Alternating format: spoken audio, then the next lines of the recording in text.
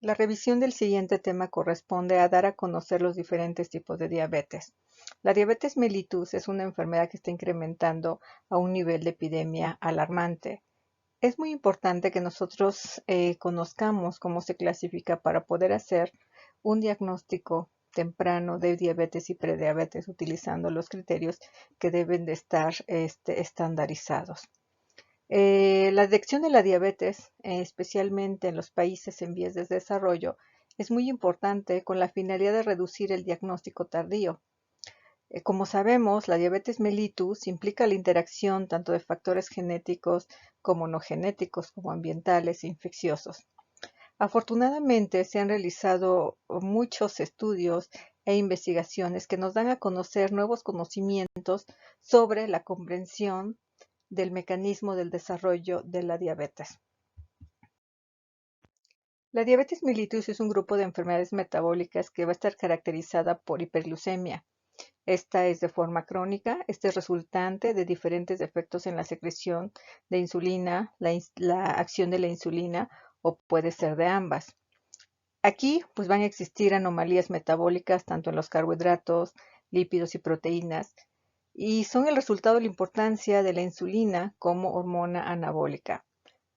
Hemos visto que bajos niveles de insulina para lograr una respuesta adecuada o que haya resistencia a la insulina de los tejidos diana, esto principalmente en los receptores donde se encuentran principalmente en tejidos diana, que son músculo esquelético, tejido adiposo, a nivel hepático, a nivel de los receptores de insulina, tanto a nivel de la transducción de señales o en genes efectores, pues hemos visto que son responsables de estas anomalías metabólicas.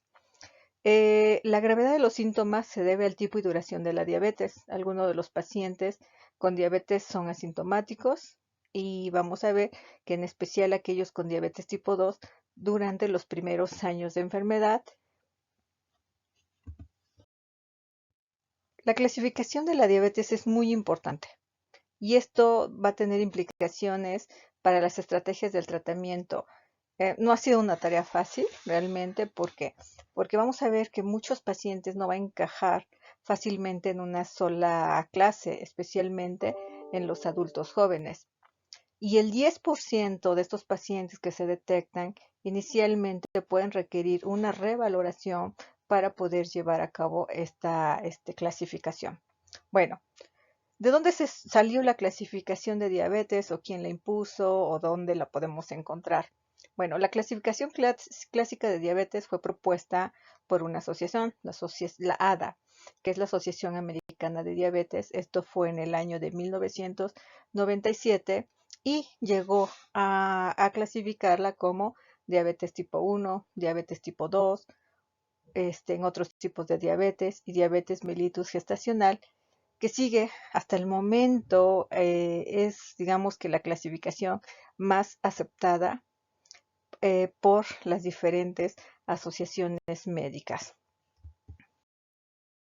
Aquí se muestra la clasificación de los 4 tipos de diabetes que existen. Posteriormente veremos las subdivisiones. Si nosotros empezamos a revisar eh, de forma más amplia el capítulo de diabetes, pues vamos a ver que hay hipótesis y una de ellas que a mí me llamó la atención es la hipótesis del acelerador, que argumenta que tanto la diabetes mellitus tipo 1 como la diabetes tipo 2 son el mismo trastorno de resistencia a la insulina, esto frente a diferentes antecedentes genéticos. La diferencia de estos dos tipos de diabetes se va a basar en el tempo. El tempo más rápido nos va a reflejar el genotipo más susceptible y la presentación más temprana en la que la obesidad y por lo tanto la resistencia a la insulina es el centro de la hipótesis.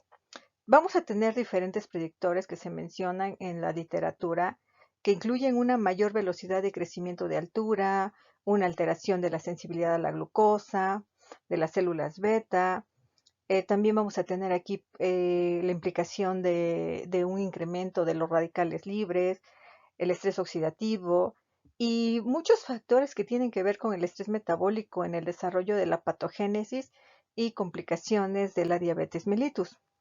Estos factores están muy bien documentados. Sin embargo, puede existir datos que son inconsistentes en diferentes revisiones, sobre todo en ensayos clínicos. Por lo tanto, debemos revisar con mucho cuidado toda esta evidencia para, sobre todo en aquellos estudios que han realizado ensayos con antioxidantes para tratamiento de la diabetes. Algo muy importante que me llamó la atención también es que la hormona femenina 17-beta-estradiol va a actuar del receptor de estrógenos a través del receptor de estrógenos alfa.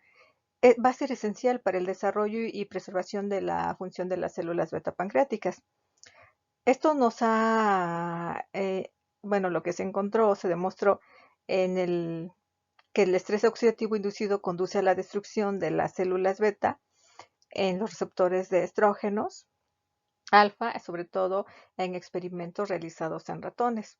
Por lo tanto, también podemos llegar, un factor muy importante es que la actividad del receptor este, protege los islotes pancreáticos contra la glucolipotoxicidad y por lo tanto previene la disfunción de las células beta. Esto lo veremos más adelante cuando vayamos haciendo la revisión de diabetes, de los diferentes tipos de diabetes. Realizaremos una breve revisión de la diabetes mellitus tipo 1. Bueno, este tipo de diabetes constituye del 5 al 10% de los sujetos diagnosticados con diabetes, y esta se va a deber a una destrucción de las células beta del páncreas, y también va a representar el 80 a 90% de la diabetes en niños y adolescentes. No contamos con un reporte fidedigno a nivel mundial aceptable porque realmente no todos los países tienen un registro adecuado. Sin embargo, vamos a ver que de los reportes que tenemos, sobre todo en Estados Unidos, vemos que en jóvenes menores de 20 años fue de 1.93 por 1000 en el 2009. Y vamos a ver más adelante cuál es la fisiopatología de la enfermedad, aunque debemos de tomar en cuenta que esta diabetes tiene una mediación inmune en 95% de los casos e idiopática en 5% de los casos. La diabetes tipo 1 se debe principalmente a una destrucción autoinmune de células beta pancreáticas que se lleva a cabo a través de una respuesta inflamatoria, la cual va a estar mediada por células T. Comentábamos previamente en autoinmunidad que nos va a provocar algo que se conoce como insulitis, así como también vamos a tener una respuesta humoral que está dada por las células B. La presencia de autoanticuerpos contra las células de los islotes pancreáticos va a ser el sello distintivo que vamos a tener de la diabetes mellitus, aunque en realidad si nosotros nos podemos investigar todavía no está claro el papel de estos anticuerpos en la patogenia de la diabetes mellitus tipo 1. Bueno, vamos a ir mencionando cuáles son los principales anticuerpos. Y bueno, estos anticuerpos incluyen autoanticuerpos de células de los islotes y autoanticuerpos contra la insulina. Tenemos también a la descarboxilasa del ácido glutámico, que es el GAT65. Tenemos la proteína tirosina fosfatasa, que se llega a abreviar como IA2 o IA2B, y proteína transportadora de zinc, que también lo podemos encontrar como ZNT8. Bueno, estos autoanticuerpos pancreáticos van a ser característicos de la diabetes tipo 1. Sin embargo, bueno, en cuanto a su detección, estos pueden encontrarse en el suero en de estos pacientes meses, incluso años antes del inicio de la enfermedad. También debemos recordar en relación a factores que van a desencadenar la enfermedad, es que tienen fuertes asociaciones con el antígeno leucocitario humano, con vínculos con los genes de R y de Q. Los alelos que se tienen de R y de Q pueden ser predisponentes o protectores. Entonces, ¿y clínicamente qué vamos a tener en este tipo de pacientes? Bueno, en estos pacientes se va a caracterizar porque va a haber una ausencia de la secreción de insulina y va a ser más dominante en niños y adolescentes. Como les había comentado, no está claro el papel que juegan los anticuerpos en el desarrollo de la enfermedad. Bueno, entonces, Los anticuerpos contra las proteínas de las células beta no provocan la destrucción de estas células de manera directa. Por eso comentamos que no estaba claro ese proceso.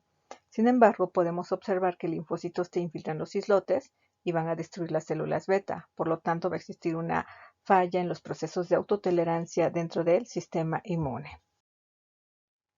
También tenemos la diabetes tipo 1B idiopática, la cual pues va a tener aquí carencia de evidencia sérica de autoinmunidad. Vamos a encontrar una diabetes con insulinodeficiencia permanente y que también va a tener ciertas características clínicas y bioquímicas semejantes a la diabetes tipo 1A y va a tener tendencia a la cetosis. Tanto en la diabetes tipo 1 como en la diabetes tipo 2, nos queda claro que la genética ha jugado un papel muy importante en el desarrollo de esta enfermedad. Sin embargo, también vamos a ver que factores ambientales pues, van a contribuir al desarrollo de riesgo de enfermedad. Entonces, como podemos ver, si tenemos pacientes con familiares con diabetes, estos van a tener un mayor riesgo de padecer la enfermedad. Por ejemplo, aquí en este esquema les muestro que los hijos de una madre con diabetes tipo 1 tienen un riesgo del 3%, mientras que el riesgo para los hijos de los padres afectados, en este caso, pues van a tener es del 6%, ¿sí? También podemos ver, y en estudios que se han realizado en diferentes individuos, también vemos que hay una relación con el número de haplotipos del antígeno leucocitario humano. Entonces, ¿qué sucede aquí? Vamos a ver que si se comparte un haplotipo, el riesgo va a ser del 6%, ¿sí? Si se comparten dos haplotipos, esto se va a duplicar. Aproximadamente el riesgo va a ir desde el 12 al 24%. Y como habíamos revisado en el capítulo de autoinmunidad, vamos a ver que en los gemelos monocigóticos la tasa de concordancia no va a alcanzar el 100%, sino esta se va a limitar solo del 25 al 50%. Además de la importancia que tiene la predisposición genética que acabamos de mencionar en el desarrollo de la enfermedad, también tenemos implicado aquí varios factores ambientales.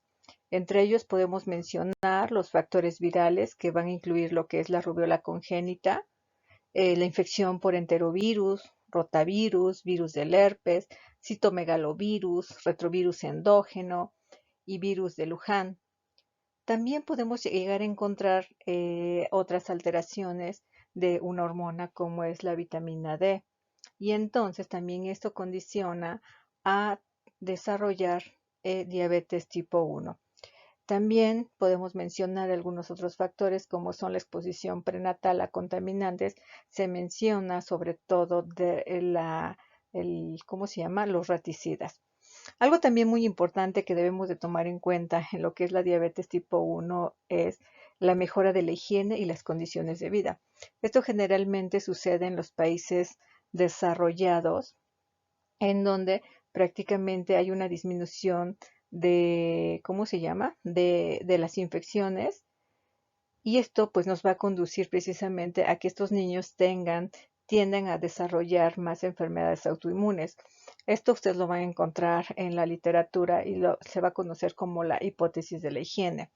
También otro papel muy importante que juega aquí, otro factor es la nutrición infantil. ¿Esto con qué tiene que ver? Pues ya habíamos comentado con el inicio de la lactancia, con el uso de fórmula de leche de vaca en lugar de la lactancia materna. También tenemos que tomar otro factor muy importante, como es la resistencia a la insulina en la primera infancia. Esto que va a ser debido a la obesidad o una mayor velocidad de crecimiento en la altura. Entonces, eso es muy importante porque debemos ahí distinguir entre diabetes tipo 1 y diabetes tipo 2. Entonces, vamos a ver que obviamente los niños que tengan mayor obesidad, pues nos va a orientar a un diagnóstico de diabetes tipo 2. Sí, pero también son factores que van a jugar un papel muy importante en el desarrollo de la diabetes tipo 1. En relación a la diapositiva anterior que no les mencioné es cómo se desarrolla la diabetes. Bueno, les recordaré que la diabetes tipo 1 se va a presentar de forma repentina y esta nos va a condicionar la presencia de síntomas como poliuria, polidipsia, cansancio extremo, polifagia, pérdida repentina de peso, alteraciones en el proceso de cicatrización de las heridas, infecciones recurrentes y en algunos casos los niños van a manifestar visión borrosa.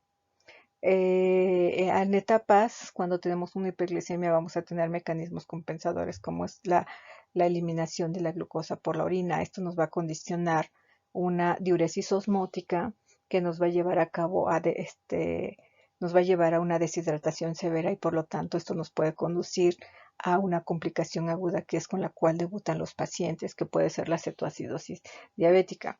También debemos tomar en cuenta que en los pacientes con diabetes tipo 1, los niños van a tener manifestaciones mucho más graves en comparación a los adultos que llegan a presentar esta enfermedad.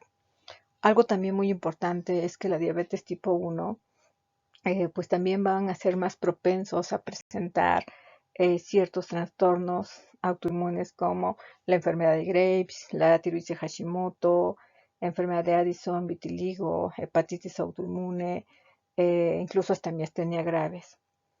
Y obviamente en estos casos pues vamos a ver que estos niños en su tratamiento van a requerir una dependencia completa de insulina. Algo que también nosotros tenemos que revisar, porque lo vamos a ver más adelante, es que en los diabetes tipo 1 al inicio vamos a tener una fase de luna de miel para que ya se vayan familiarizando con estos términos. Esta fase de luna de miel no tenemos muy bien establecido el tiempo que va a durar. Este puede ser desde semanas hasta meses. Incluso se menciona en las revisiones que puede llegar a ser hasta de 3 años. En algunos niños la necesidad de tratamiento con insulina puede disminuir hasta incluso podemos llegar a suspenderla temporalmente y es posible que en estos niños no haya una hiperglucemia como tal detectable. Bueno, en relación también a la diabetes 1 idiopática, bueno, van a ser las mismas manifestaciones clínicas. Lo único que vamos a observar aquí es que no va a estar, no se debe a autoinmunidad. Y aquí, a diferencia de la diabetes tipo 1A, los vamos a encontrar este tipo de diabetes 1A idiopática principalmente en sujetos de ascendencia africana o asiática, ¿sí? En los cuales pues, van a sufrir también una deficiencia de insulina. Otro tipo de diabetes que también se me pasó colocar aquí es la diabetes tipo 1 fulminante. Esta no se habla mucho de ella. Hablamos más de la diabetes tipo 1A, pero tenemos la diabetes tipo 1 fulminante, que fue descrita por primera vez en el año 2000 y tiene características muy semejantes a la diabetes 1 idiopática. Y que no, o sea, ¿qué significa? Pues que no está mediada por el sistema inmuno. Y esta se va a caracterizar porque en estos pacientes que la llegan a desarrollar van a tener cetoacidosis inmediatamente después de presentar un cuadro de hiperglucemia. Esto estamos hablando de que vamos a detectar en estos pacientes glucosas por arriba de 250 miligramos. Y sin embargo, cuando nosotros realizamos la determinación de péptido C, vamos a encontrar o vamos a ver que la secreción de insulina pues prácticamente es nula, porque este es un indicador. La determinación de péptido C nos habla de la secreción endógena de insulina. Afortunadamente no se presenta aquí en México, se presenta más en Asia y en Japón, en donde lo que se observa aquí es que vamos a tener pero una destrucción rápida de las células beta, una destrucción rápida y fulminante. Y vamos a observar, bueno, en este caso que vamos a tener también factores genéticos, factores ambientales, sobre todo las infecciones virales que van a estar implicados en la enfermedad. Bueno, ahora revisaremos diabetes mellitus tipo 2. Como ustedes saben, la prevalencia de la diabetes tipo 2 pues va en incremento, va en incremento y va en incremento. En realidad, el hecho de aclarar la clasificación de los tipos de diabetes es muy importante. Nos vamos a dar cuenta que el tratamiento es muy similar. Teniendo el conocimiento profundo de la fisiopatología, el diagnóstico y tratamiento de la diabetes tipo 2, van a ver que tratar diabetes tipo 1 va a ser muy fácil, diabetes gestacional y los otros tipos de diabetes, ¿no? Entonces, ¿qué es la diabetes tipo 2? La diabetes tipo 2 es el resultado de una deficiencia relativa de insulina, en contraste con la deficiencia absoluta que tienen los pacientes con diabetes tipo 1. En este caso vamos a ver que hay una reducción de la secreción de insulina que va a estar acompañada de una disminución en la sensibilidad de los tejidos. Recordemos cuáles son los tejidos en donde va a actuar esta insulina: músculo, tejido adiposo y a nivel hepático. Y entonces vamos a ver que la prevalencia de la obesidad está asociada con la diabetes tipo 2 entre un 60 y un 80%. Como podemos ver aquí, ¿cuál es la proyección que nosotros tenemos de diabetes tipo 2? A nivel mundial, vean cómo se comportaba en el 2013. ¿Cuántos millones de personas? 382 millones. Y para el 2035 se observa un incremento de 592 millones de personas con diabetes, prácticamente en un 55%. Es algo que nosotros debemos de tomar en cuenta. ¿Cómo se ve esa proyección? Realmente tenemos pacientes que no están diagnosticados con diabetes. Aquí mencionan cuáles son los 10 principales países por número de personas con diabetes, de los 20 a 79 años.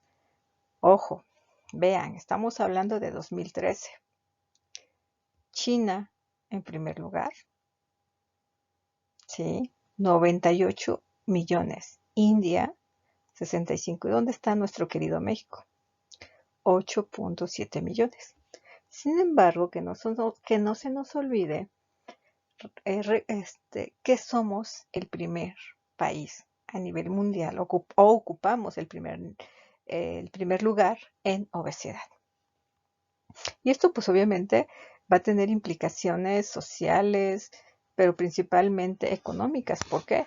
Porque el paciente mal controlado de la glucosa pues va a desarrollar complicaciones crónicas que ya veremos más adelante, desde retinopatía diabética, nefropatía diabética, eh, que va a requerir incluso de tratamientos sustitutivos de la función renal y que son muy caros y que esto se va a traducir en un gasto.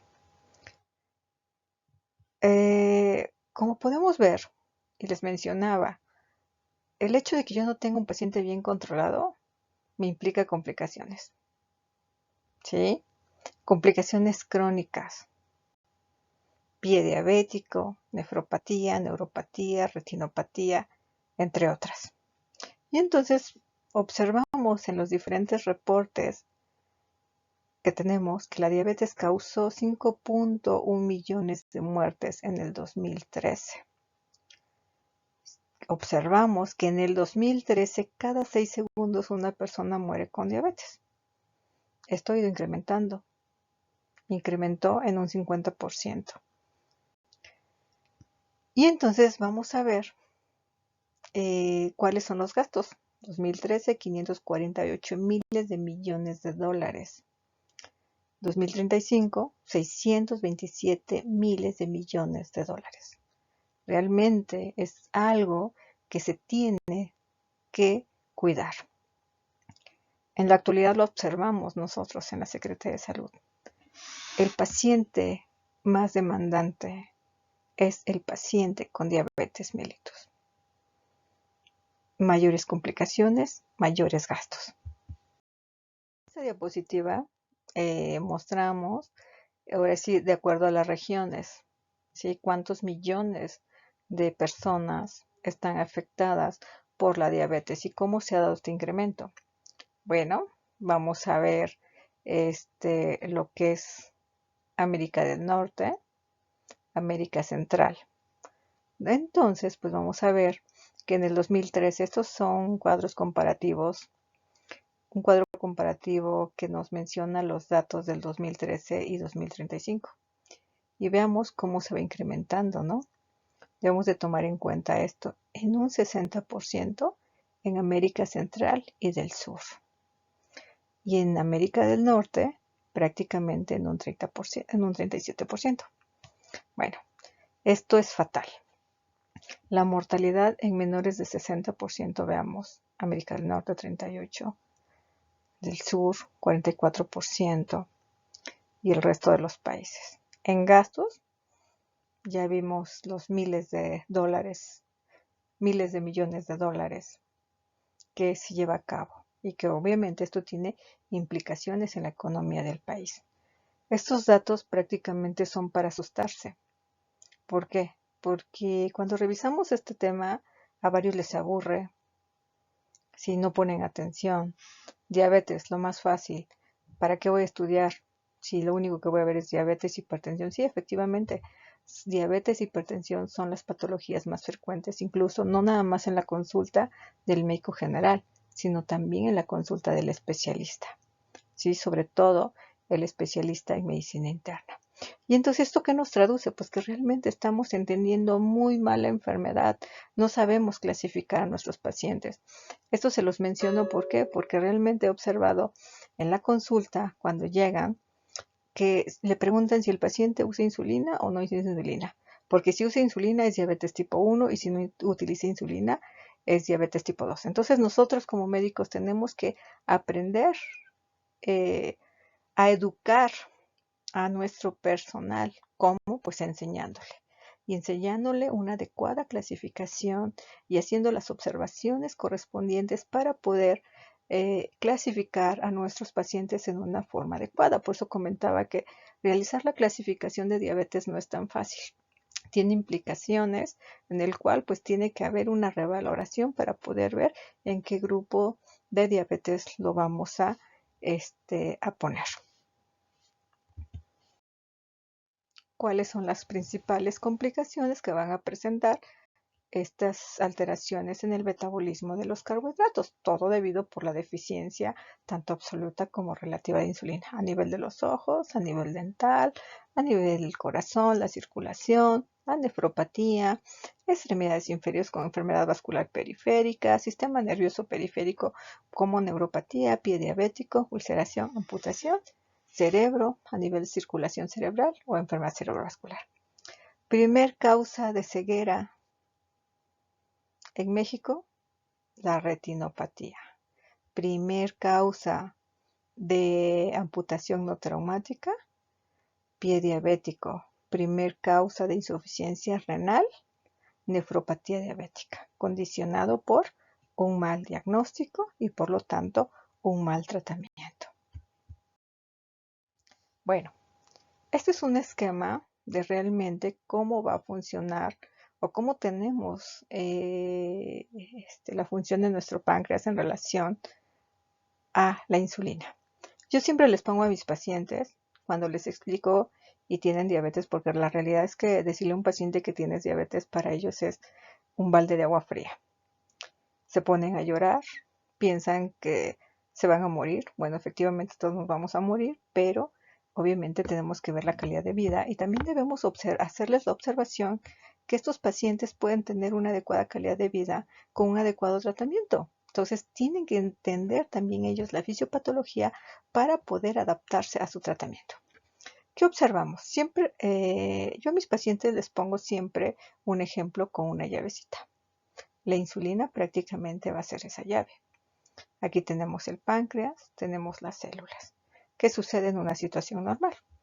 Pues el páncreas va a liberar la insulina es la llavecita, la cual pues tiene que encajar en el cerrojo para abrir la puerta de las células y esta glucosa se puede entregar a la misma y pueda tener energía. ¿Qué sucede en la diabetes tipo 2? Pues está el páncreas, pero ya no tiene esa llave, ya no la puede liberar. Esas células beta están destruidas por la infiltración linfocítica que ocasiona el proceso llamada insulitis. Y entonces, si yo no tengo la llave, ¿qué va a suceder? Pues esa glucosa jamás va a entrar a las células y vamos a tener en la sangre niveles elevados de glucosa. ¿Qué sucede en la diabetes tipo 2? Pues, ¿qué creen aquí? Y en la diabetes gestacional, pues tenemos un páncreas, todavía produce insulina, pero ¿qué significa? Pues es tanta insulina que muchas veces, pues quiero meter muchas llaves a la vez, ¿no? 5 o 10 llaves en un cerrojo no va a entrar.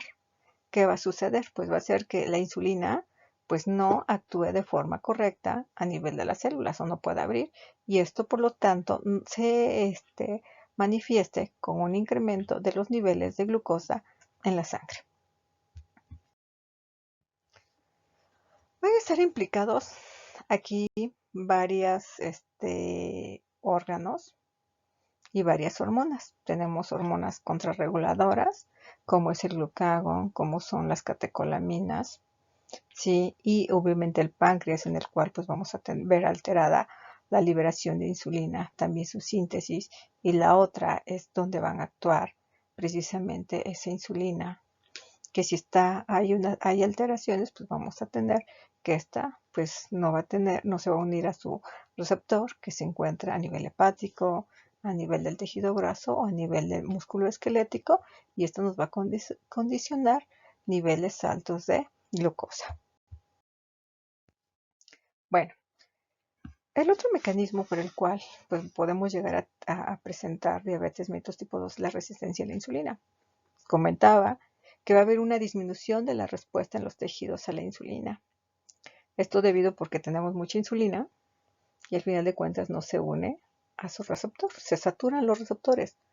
Aquí es muy importante recordar que la insulina actúa uniéndose a su receptor, ¿sí? Si no se une a ese receptor específico, no va a desempeñar ninguna función, ni va a activar estas vías de señalización, la cual nos va a dar como consecuencia la transcripción y obviamente mandar esta señal para que se lleven a cabo todos los efectos para los cuales fue diseñada la insulina. Las anormalidades de los receptores insulínicos en concentración, afinidad o ambas van a afectar la acción de la insulina. La resistencia a la insulina clínicamente relevante sucede debido a defectos de las vías celulares de señalización por receptor.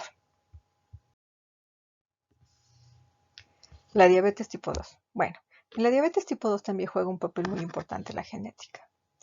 Sobre todo, bueno, la mayoría de los individuos que padecen diabetes tienen otros miembros familiares con la misma enfermedad, pero la herencia rara vez se ajusta a patrones mendelianos. Y en eso encontramos una tasa de concordancia hasta del 90%. Los factores ambientales. Bueno, esto está relacionado con la obesidad y el creciente acceso a alimentos de alto contenido calórico y disminución de actividad física. Por eso se menciona que nosotros vamos a tener factores genéticos, pero el gatillo que me va a desencadenar que yo presente esta enfermedad van a ser los factores ambientales. La dieta, que actualmente es rica en carbohidratos, y la falta de ejercicio. ¿Esto debido a qué? Pues a todo este proceso en donde pues ya tenemos el control remoto, ya tenemos ciertos, como en este caso observamos aquí, ya para ir a cualquier lugar utilizamos un medio de transporte, un taxi, incluso caminar 3 calles ya es muy difícil que se haga.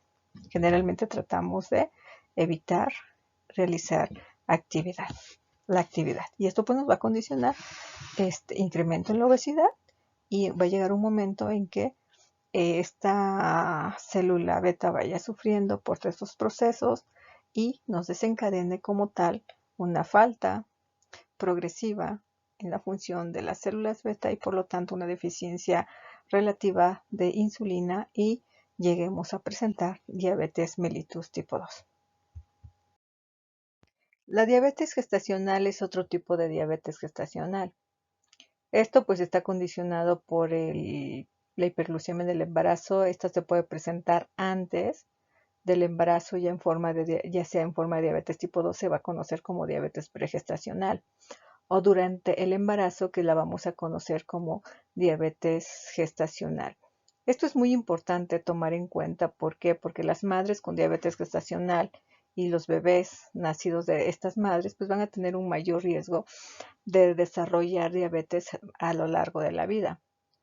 Y esto también nos va a conllevar a diferentes complicaciones, como son la macrosomía, que se define como un peso mayor a 4.5 kilogramos.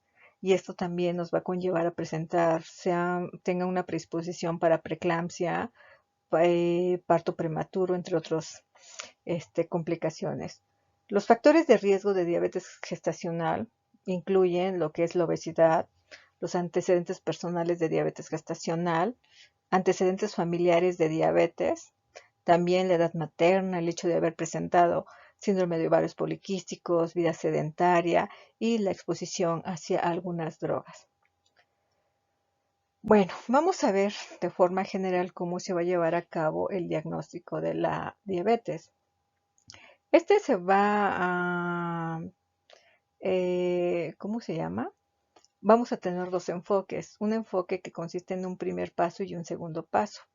Y entonces los voy a mencionar así de forma rápida. Posteriormente les voy a pasar las diapositivas cuando veamos diabetes gestacional, ya lo tienen que recordar, que el primer enfoque se basa en un consenso de un solo paso de la Asociación Internacional de Grupos de Estudio de la Diabetes y el Embarazo, que es conocido como I, con las iniciales IAD-PSG,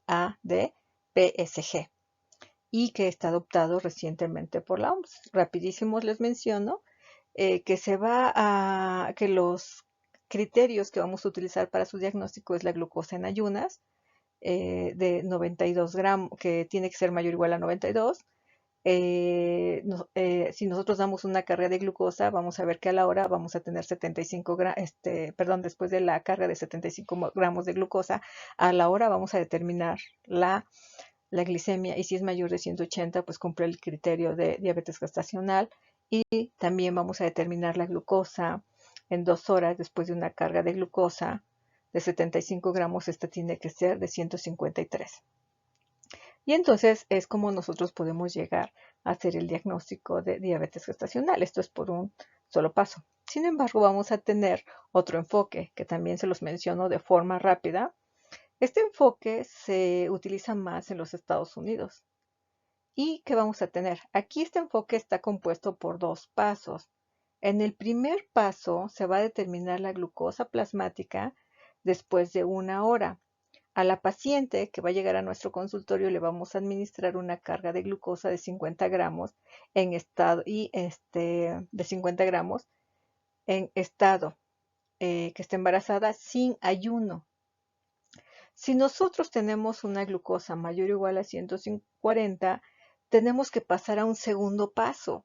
Este segundo paso consiste ya en condiciones de ayuno, y también aquí le vamos a administrar una carga de glucosa de 100 gramos para aquellas pacientes que tuvieron resultados anormales en el primer paso, o sea que reportaron una glucosa mayor de 140, vamos a administrarles 100 gramos de glucosa.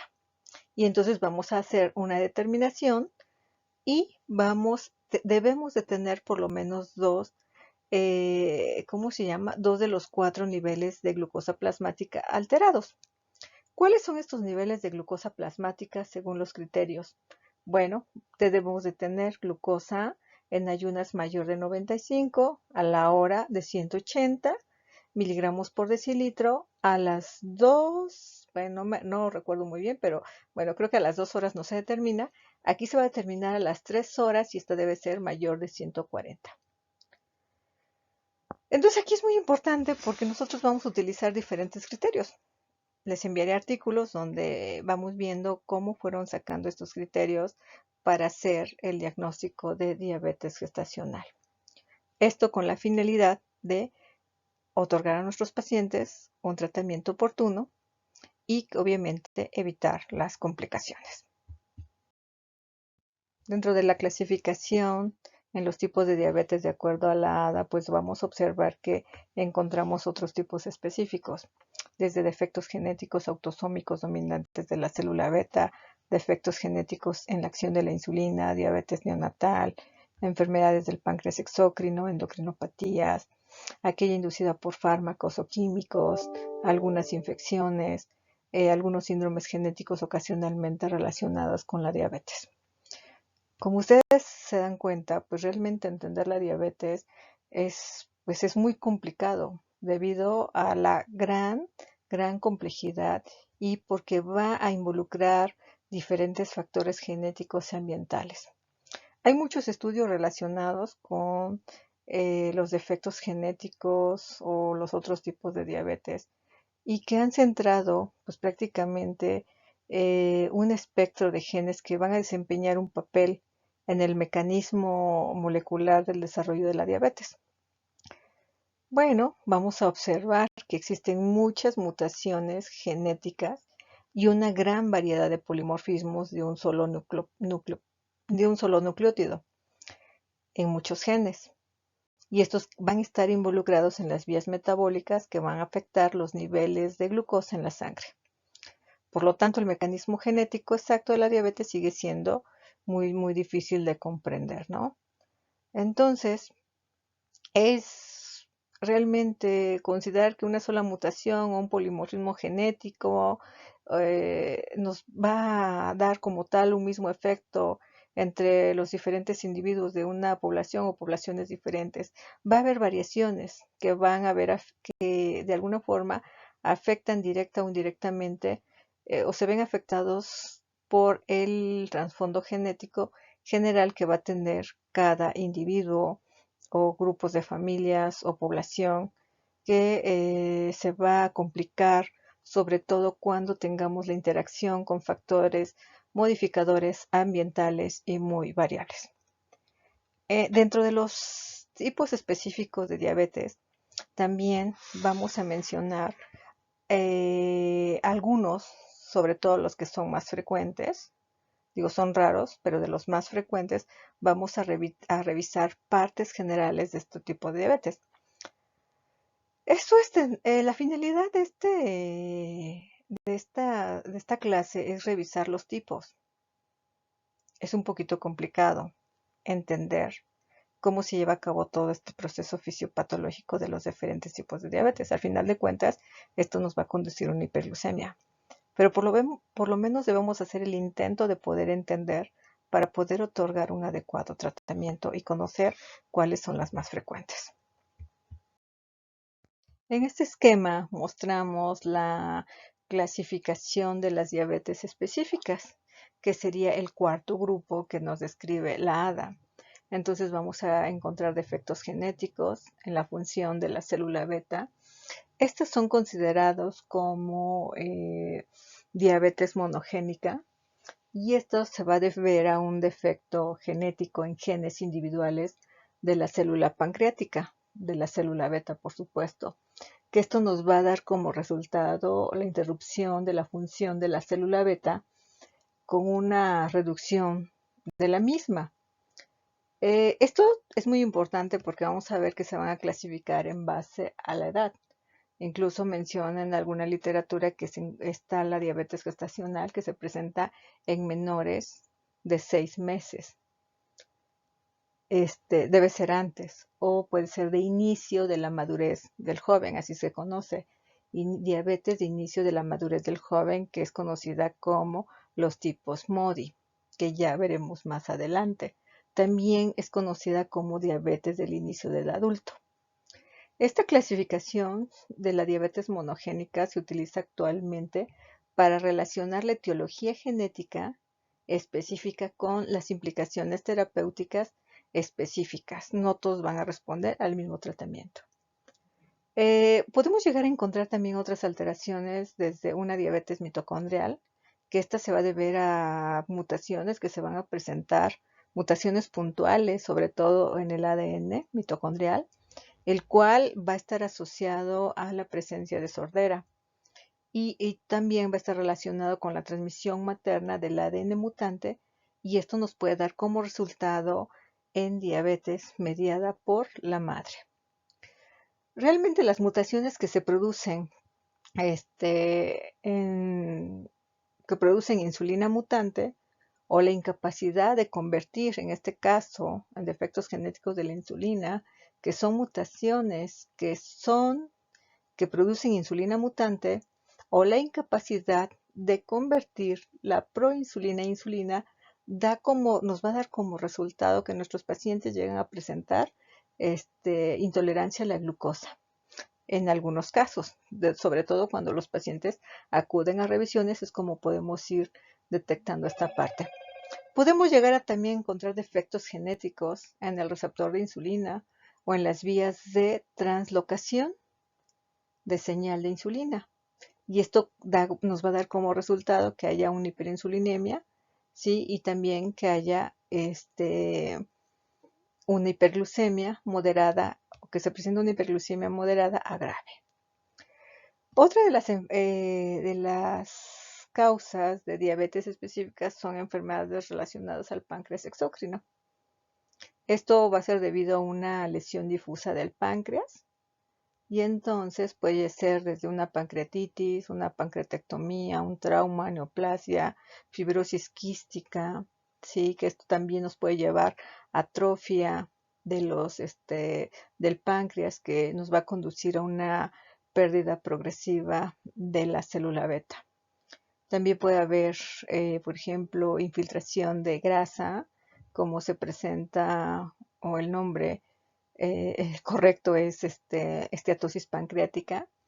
Y esto, el hecho de que esté rodeada el páncreas con grasa, pues nos va a condicionar que haya una disminución en la secreción de la insulina y por lo tanto tengamos también un daño del páncreas. Para que existan manifestaciones de diabetes en estos casos, debe existir un daño extenso, sobre todo el 90%.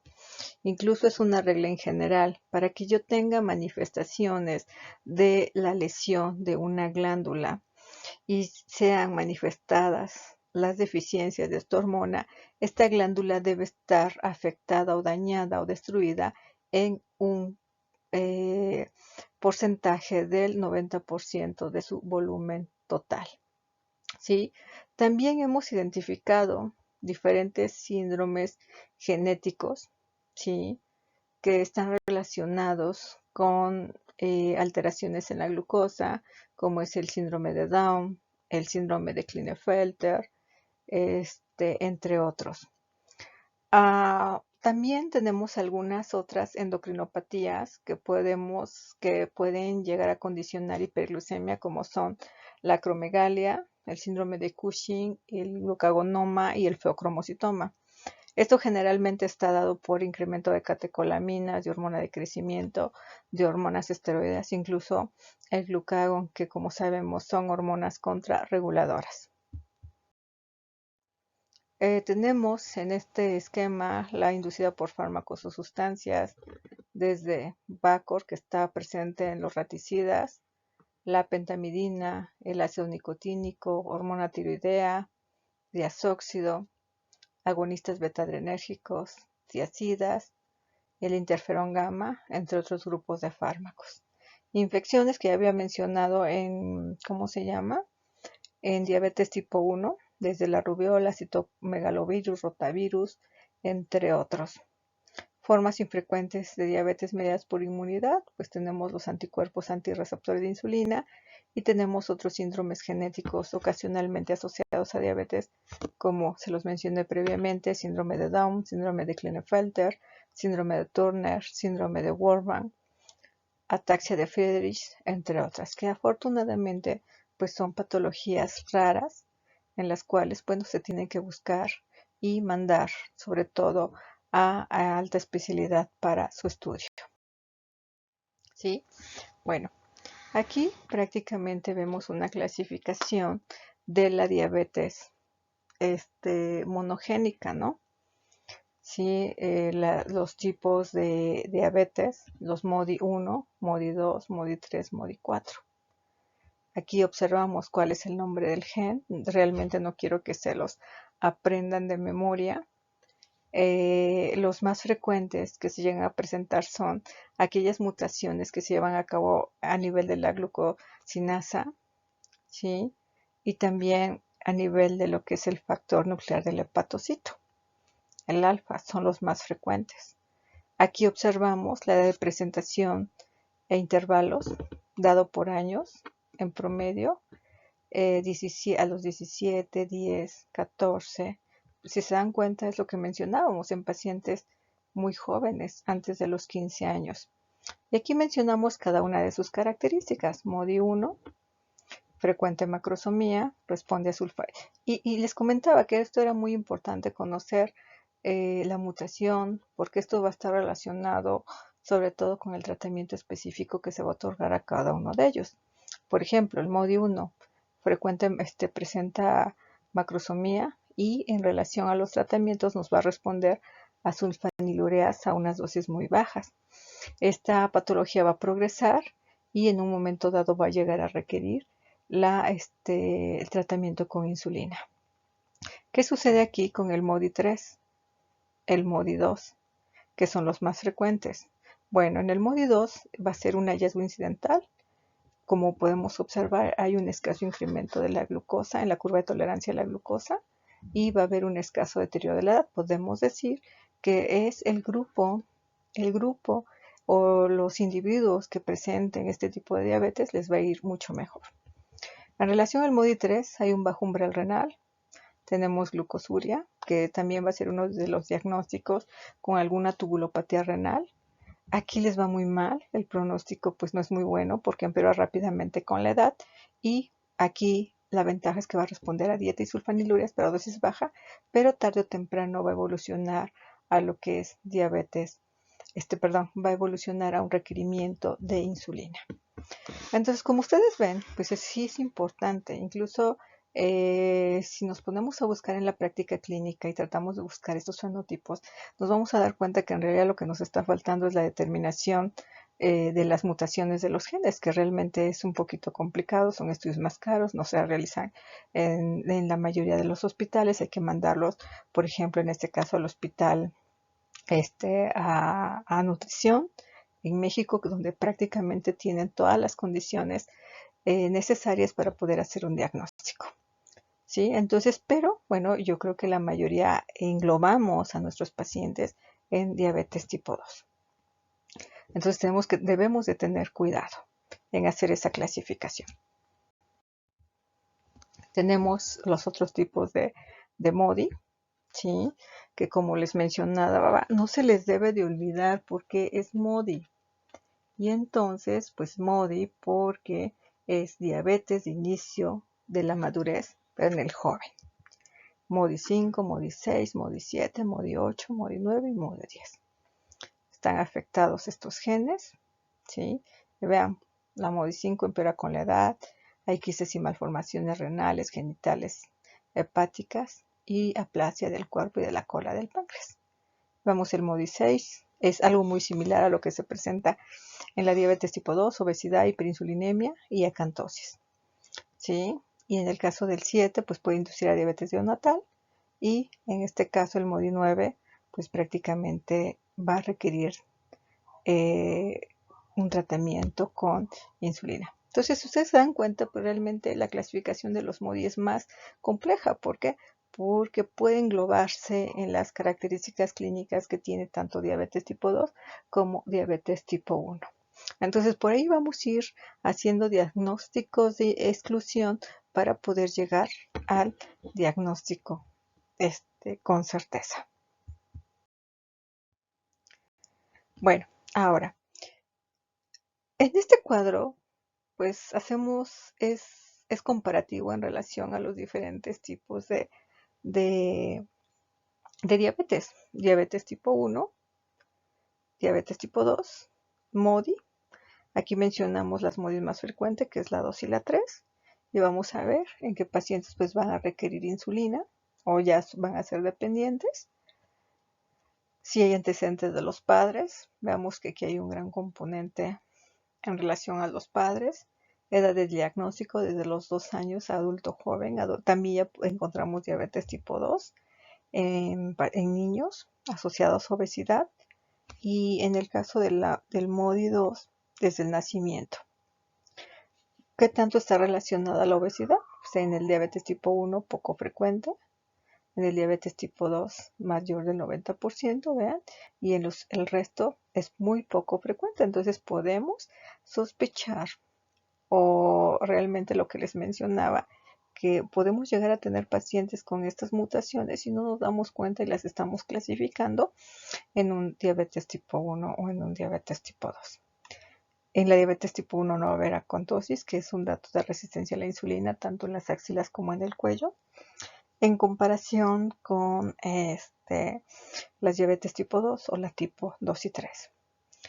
Obviamente, los autoanticuerpos pues, van a estar incrementados, sobre todo en la 1A, sobre todo con un reporte del 80%. Y la glicemia, pues veamos, la glicemia va a estar alta, la DM pues va a depender del tratamiento, la dieta, el ejercicio, y en los MODI va a ser leve, incluso hasta un rango normal, y vamos a tener también la variable progresiva. Perdón, en el MODI 3, pues que va a ser variable progresiva. Bueno, otro tipo de diabetes que no se había mencionado y que fue descrita, salieron hace aproximadamente 5 años, en el 2015, artículos en una revista de neurología, en el cual precisamente se menciona acerca de la diabetes tipo 3. Todavía se está como que realizando este consenso para realmente ver si se incluye o no dentro de la clasificación que menciona la ADA. Y entonces, ¿en qué consiste la diabetes tipo 2? Bueno, tiene que ver con el metabolismo de la insulina y sus factores de crecimiento asociados al factor de crecimiento insulínico o factor de crecimiento similar a insulina tipo 1 y el factor de crecimiento similar a la insulina tipo 2. ¿Sí? Están alterados, que van a estar, o se ha observado que están alterados en la enfermedad de Alzheimer. Entonces, ¿qué sucede aquí? Bueno, que el déficit de hormona en el cerebro va a contribuir a la degeneración de las neuronas, como sucede en el primer signo de la enfermedad de Alzheimer. Entonces, ellos pretenden, al realizar estas revisiones, que la diabetes tipo 3 está relacionada o tiene una relación estrecha con la enfermedad de Alzheimer. Bueno,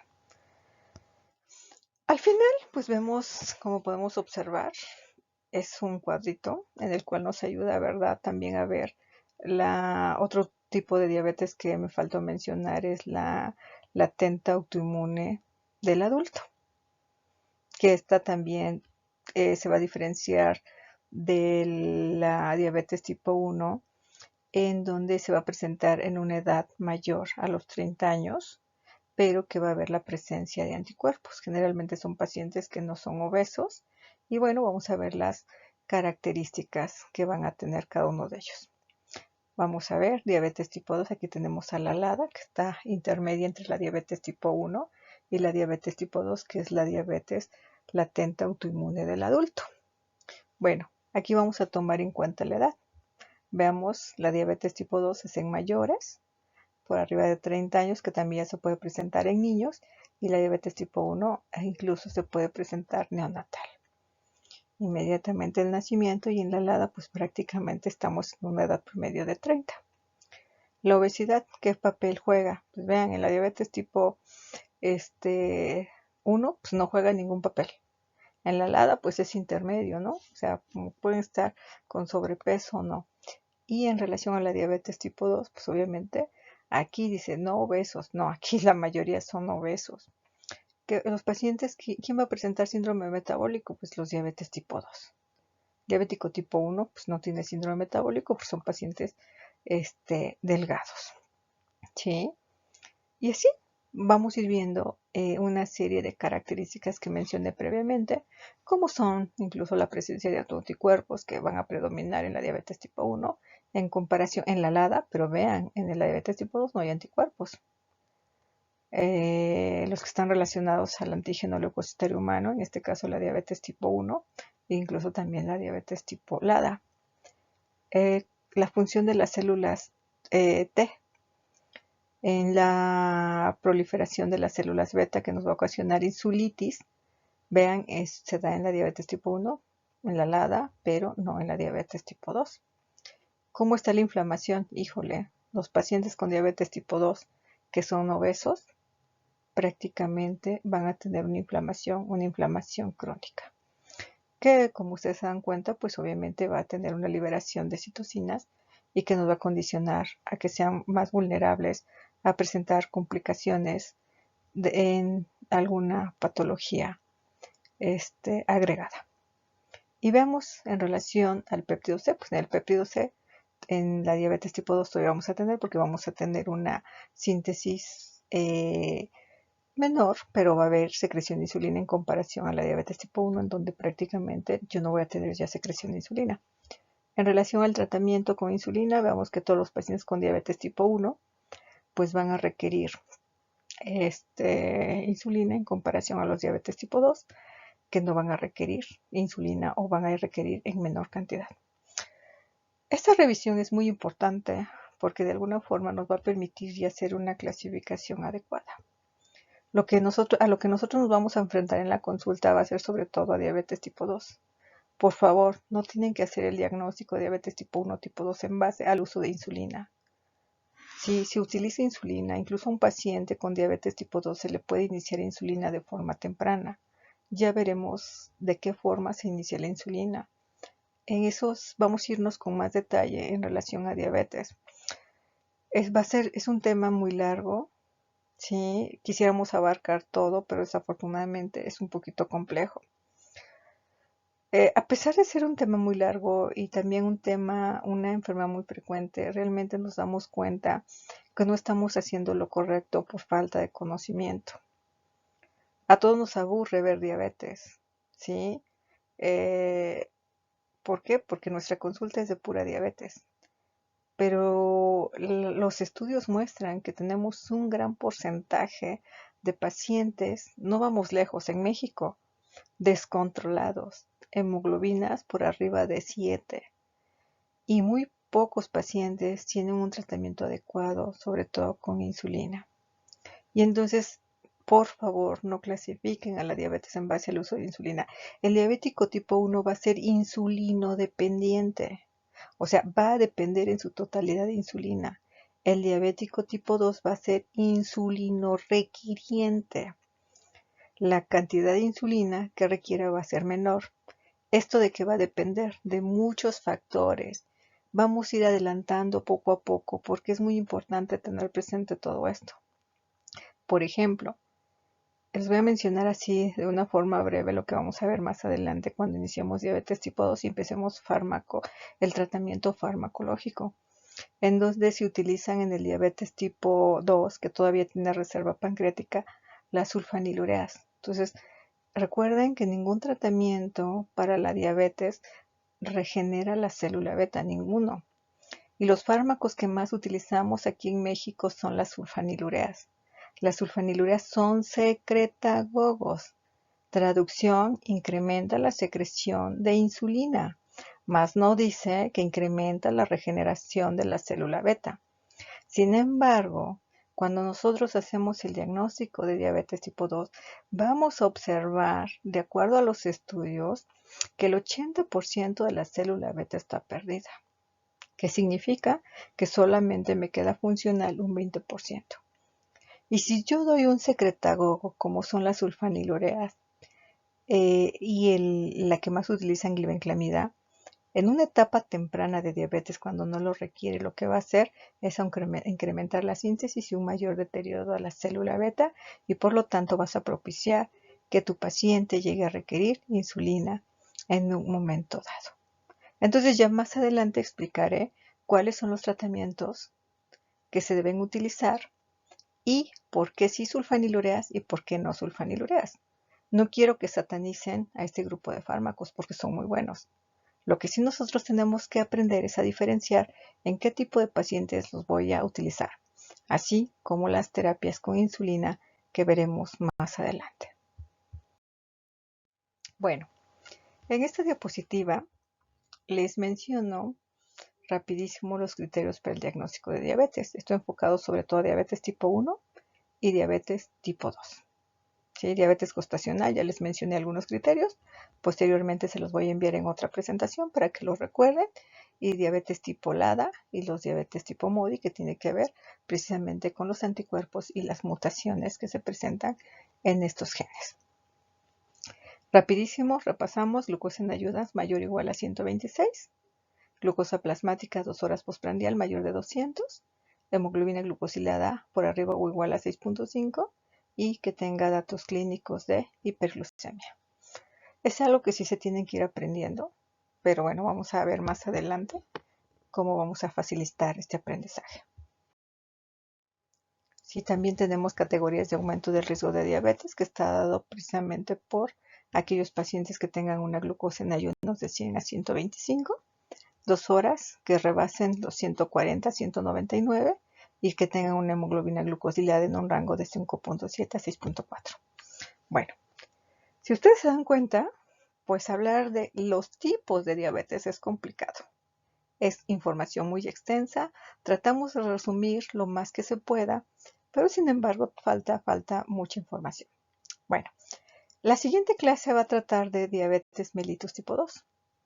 Sí, vamos a tratar de entender su fisiopatología, el tratamiento y posteriormente van a ver que el aprendizaje de diabetes tipo 1 y diabetes gestacional va a ser muy sencillo.